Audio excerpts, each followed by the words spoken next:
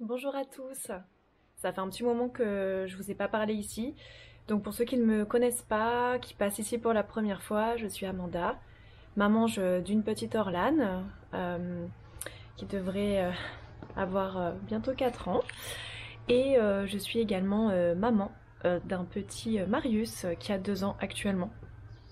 Et j'ai fait cette chaîne YouTube pour lever des tabous sur le deuil périnatal, pour faire ma thérapie, pour aider d'autres personnes qui sont en deuil parental. Euh, donc j'ai 2 thèmes à aborder aujourd'hui avec vous. Ça va être une vidéo assez rapide. J'ai pas envie de m'éterniser et je me suis déjà beaucoup éternisée sur la plupart des sujets. Je voulais revenir sur une maman, donc qui ne veut pas dire qu'elle est maman et qui ne veut pas dire... En gros, je pense qu'elle est...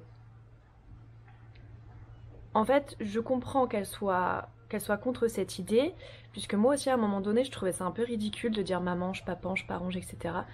Et elle dit oui, pour moi, mon enfant n'est pas un petit ange parti au ciel. On sent vraiment de beaucoup de tristesse, beaucoup de colère en elle, et c'est normal. Moi, je suis encore remplie de tristesse et de colère, mais je fais avec et j'en ai quand même beaucoup moins qu'avant. Je vis beaucoup plus facilement, on va dire, même si c'est très très très très très très dur au quotidien. Mais voilà, j'ai fait tout ce qu'il faut pour essayer de survivre à ce calvaire qui est le deuil périnatal. Et je voulais revenir sur le fait qu'en fait, dans sa façon de parler, elle dénigre un petit peu ceux qui disent qu'ils sont paranges. En tout cas, c'est l'impression qu'elle me donnait. Donc ça m'a pas forcément beaucoup plu. Je reviens là-dessus parce que c'est un truc qui m'a un peu perturbée quand j'étais sur les réseaux et que j'ai vu ça, j'ai fait... Ces mots sont très... vous lirez, hein. C'est facile, je pense que si vous tapez deuil périnatal ou mamange, etc., je pense que vous tombez dessus facilement. Et on a l'impression vraiment qu'elle veut pas faire partie de la communauté des paranges.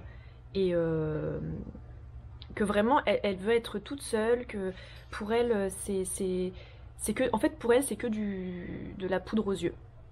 Et je comprends, mais en même temps, du coup, les gens qui ont besoin de se sentir accompagnés, s'ils tombent sur son blog ou sur son article, ou sur je sais plus du tout sur quoi elle avait publié, euh, tout simplement, ils vont se dire, ils vont se sentir encore plus mal en fait. Donc, qu'elle le pense d'accord, mais le fait qu'elle ait donné accès sur les réseaux, moi je pense à ceux qui vont tomber là-dessus, ils vont se sentir, je pense, moi en tout cas, je serais tombée là-dessus après la perte de ma fille. J'aurais été très très mal. Je me serais sentie encore plus mal tout simplement parce que un petit truc auquel on peut se rattacher, c'est-à-dire les paranges, même si on n'est pas obligé d'utiliser ce mot-là. Désolée, je vous retrouve un petit peu plus tard. Désolée, j'ai eu un petit peu plus tard. Et ensuite, tout s'est enchaîné, les numéros. Et ensuite, tout s'est enchaîné, les numéros. Voilà, plein d'appels, plein de petits trucs pas prévus, mais bon, voilà, plein d'appels, plein de petits trucs pas prévus, mais bon, c'est tant mieux, c'est une bonne chose. Voilà, donc pour terminer sur cette. Voilà, donc pour terminer sur cette. Et dans une détresse et une colère. Et dans une détresse et une colère complètement légitime. Inouïe. Et c'est. Voilà, je lui envoie plein d'amour. Et voilà, je lui envoie plein d'amour et en fait au fond je la comprends puisque ces termes-là, en fait au fond je la comprends puisque ces termes-là je les ai trouvés vraiment nuls au tout début. Je me rappelle, je trouvais ça un peu cucu, je trouvais ça un peu justement on enjolivait ça un peu, c'est pas qu'on enjolivait, on essayait de se, c'est pas qu'on enjolivait, on essayait de se soutenir, de se rassurer avec des termes mignons, de se rassurer avec des termes mignons. En tout cas ça a fonctionné pour moi, ça a été nécessaire à un moment donné de me sentir proche d'une communauté, à un moment donné de me sentir proche d'une communauté, même si le terme nous plaît pas à tous, et c'est vrai que même si le terme nous plaît pas à tous, et c'est vrai que le terme il est pas ouf, pas parent, etc. On fait partie au final de cette communauté, peu importe son nom, on fait partie au final de cette communauté, peu importe son vidéo, c'est là que je veux en venir le nom de cette vidéo, que ce soit peu importe le nom, c'est une communauté orange ou autre, à partir du moment où on devient à partir du moment ça, donc on va dire ça, comme ça au moins je redis pas le mot, donc on va dire à partir du moment où on devient ce genre de personne, à partir du moment où on devient ce genre de personne, on fait partie d'une communauté de parents endeuillés. On fait partie d'une communauté donc de parents endeuillés. Qu'elle aime pas le terme d'accord, mais c'était qu'elle aime pas le terme d'accord, un cri de désespoir, mais c'était plus pour moi un besoin aussi de qu'on l'écoute et ça a fonctionné puisque un besoin aussi de qu'on l'écoute et ça a fonctionné puisque on l'a écouté son article ou son truc sur le réseau social, je me rappelle plus du tout, son truc sur le réseau social, je me rappelle plus du tout, vu beaucoup, a été beaucoup, voilà, beaucoup, donc clairement elle a réussi. Donc clairement, et je pense que c'est tant mieux parce que ça a dû lui faire du bien. Et je pense que c'est tant mieux. Après je parle pas en son nom, j'essaie de pas trop parler en son nom. Voilà, après je parle pas en son nom, j'essaie de pas trop parler en son nom parce que mais en tout cas je lui envoie beaucoup d'amour. Mais en tout cas je lui envoie beaucoup d'amour. Je suis très triste pour elle qu'elle fasse partie de la communauté. Je suis très triste pour elle qu'elle fasse partie de la communauté puisque personne devrait vivre ça. Parce que personne devrait vivre ça. Mais voilà, c'était quand même sans s'en rendre compte, elle a un petit peu sans s'en rendre compte, toute sa haine sur la communauté des parents, toute sa haine sur la communauté des parents, alors que c'était pas, comment dire, c'était pas, comment dire, c'est un peu dommage de faire ça. Voilà ce que je voulais. C'est un peu dommage de faire ça. Voilà ce que je voulais dire. Voilà. Donc maintenant j'aborde le deuxième sujet que je voulais aborder avec vous. Maintenant j'aborde le deuxième sujet que je voulais aborder avec vous. De prendre la décision, c'est le fait de prendre la décision ou non de faire un bébé arc-en-ciel. Un petit frère ou une petite sœur à bébé arc-en-ciel. Voilà, il faut savoir que j'ai 3 casquettes. Voilà, il faut savoir que j'ai 3 casquettes, mais c'est mon choix et je pense beaucoup, mais ça reste comme ça. Et je pense qu'il faut que ça reste comme ça pour que je sois donc je suis l'équilibre qui me correspond. Maman. Donc je suis maman de ma fille, maman de mon fils. Donc maman de ma fille, maman de mon fils. Je suis à mon compte, je suis auto-entrepreneur, je suis à mon compte, je suis auto-entrepreneur et conseillère en maquilleuse professionnelle. Et je suis conseillère dans un groupe de métal. Donc, et je suis avec 3 casquettes déjà, ça fait un. Donc avec 3 casquettes déjà, ça fait un. C'est on va dire relativement. C'est beaucoup d'organisation, etc. C'est beaucoup d'organisation, etc. Et du coup, même si sur le papier ce serait merveilleux, même si sur le papier ce serait merveilleux de faire un petit frère, mon fils, petite sœur à Marius, à mon fils. Je sais aussi que ce serait un suicide de vie, un suicide dans le sens où on galère déjà tellement à trouver du temps pour nous avec mon mari. On galère déjà tellement à trouver du temps pour nous avec mon mari. J'ai déjà tellement de trucs à gérer, etc.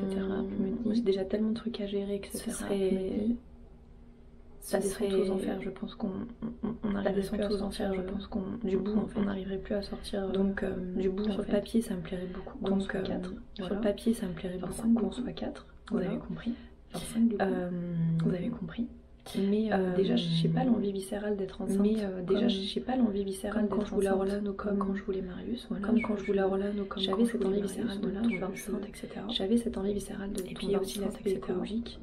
C'est que il y a aussi l'aspect écologique, de plus en plus nombreux sur Terre. Que je pense qu'il faut pas faire trop d'enfants sur Terre. Les parents qui n'ont pas plusieurs enfants, les parents qui ne prenaient pas mal, chacun ne fait comme il le ressent. Ne prenez pas mal, chacun fait. Mais à titre personnel, voilà, je considère que à titre personnel, je considère que c'est largement suffisant, voire 0 si vraiment c'est largement suffisant, voire 0 si vraiment. Si t'as pas très envie, que t'es pas sûr, n'en fais pas en fait. Si t'as pas très envie, que t'es pas sûr, n'en fais pas en fait. Le mieux voilà c'est 0, on va pas se mentir. Mais après voilà, le mieux voilà c'est 0, on va pas se mentir. Disons que voilà. Ton impact écologique il est pas, disons que il est pas ouf écologique, voilà. T'en fais 2, tu remplaces les parents, donc voilà. T'en fais 2, tu remplaces les parents. C'est pas la folie, mais ça passe. Par contre au-delà de 2, c'est pas la folie, mais ça passe. Par contre au-delà de 2, c'est vrai que et surtout niveau timing, je sais pas comment ils font les gens. Et surtout niveau timing, je sais pas comment ils font les gens. Mais voilà, en tout cas c'est mon avis personnel, ça ne reste que mon avis. Voilà, en tout cas c'est mon avis personnel, ça ne reste que mon avis. Et je fais pas ça pour incriminer les personnes qui ont plus de 2 enfants ou plus de 1 enfant. C'est juste ma façon de voir les choses et voilà. Et après Marius il est très sociable, il adore être avec d'autres enfants, avec les bébés il est très mignon, il fait des bisous, des câlins, il fait des caresses, je vois que ça serait super qu'il ait un petit frère ou une petite sœur, ce serait vraiment pour lui ce serait génial. Mais ça voudrait dire qu'il faut qu'on déménage, ça veut dire financièrement il faudrait faire attention encore plus que ce qu'on fait attention là. Et clairement vous avez vu le prix des courses, le prix de tout en fait, tout a augmenté donc il faut quand même être un minimum pragmatique dans la vie. Il faut réfléchir, faire un enfant comme j'ai déjà dit c'est pas acheter une baguette de pain, c'est une longue réflexion.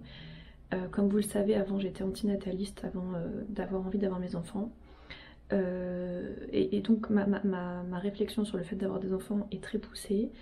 On s'est beaucoup posé de questions avec mon mari. Avoir un enfant c'est pour la vie.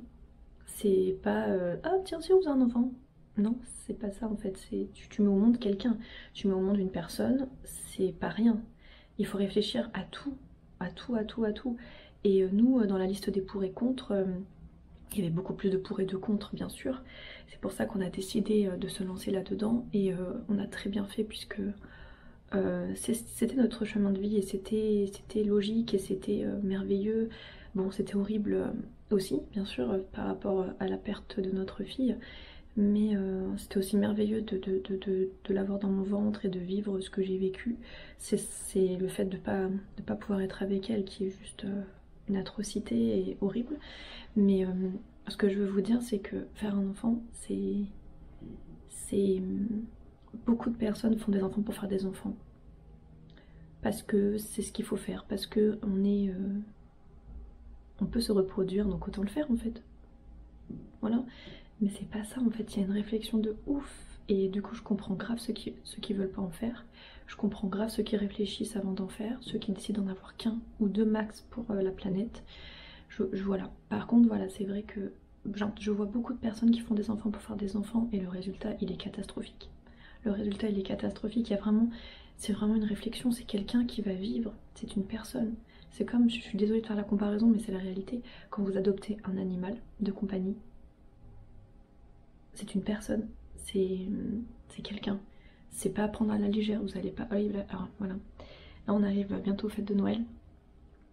Vous n'allez pas prendre un animal, ce n'est pas une chose. Vous n'allez pas offrir un animal de compagnie pour Noël. Un petit bébé, un petit chiot, un petit je vais y arriver, un petit chaton. Ce n'est pas une chose, c'est pas un jouet. On offre des jouets à Noël, on n'offre pas des animaux de compagnie. Voilà, l'adoption c'est pas, voilà, c'est aussi, donc pour moi, voilà, pour moi c'est un petit peu du même acabit. Voilà, c'est une longue réflexion. Donc moi dans ma réflexion personnelle, je sais que ce serait du suicide à tous les niveaux. Dans ma vie personnelle, professionnelle, tout, je sais que ce serait une bêtise de faire un autre enfant. Après, sur le papier, ce serait merveilleux parce que bah, Marius il aurait un petit frère, une petite sœur. Je me sentirais, on va dire, un peu plus complète. Parce que c'est vrai que le fait qu'il soit fils unique, ça me dérange un peu. Et en même temps, je me dis, bah du coup, je peux aussi mieux m'en occuper, vu qu'il est tout seul. Je peux lui offrir plus de choses. Voilà, et je me rends compte autour de moi aussi que de plus en plus de personnes décident de faire un seul enfant. Et parce qu'ils sont dans une réflexion, une réelle réflexion de vie. Et je me rends compte, bah, voilà, comme maintenant vous le savez, je suis maquilleuse professionnelle, donc je rencontre énormément de personnes dans mon travail. Et je rencontre très souvent des clientes qui font le choix de n'avoir qu'un seul enfant. Et quand je discute avec elles, on a beaucoup, enfin on a quasiment la même réflexion en fait. Donc ça me fait super plaisir de voir que le monde il évolue et voilà. Après voilà, je suis pas en train de vous dire faites comme moi, pensez comme moi.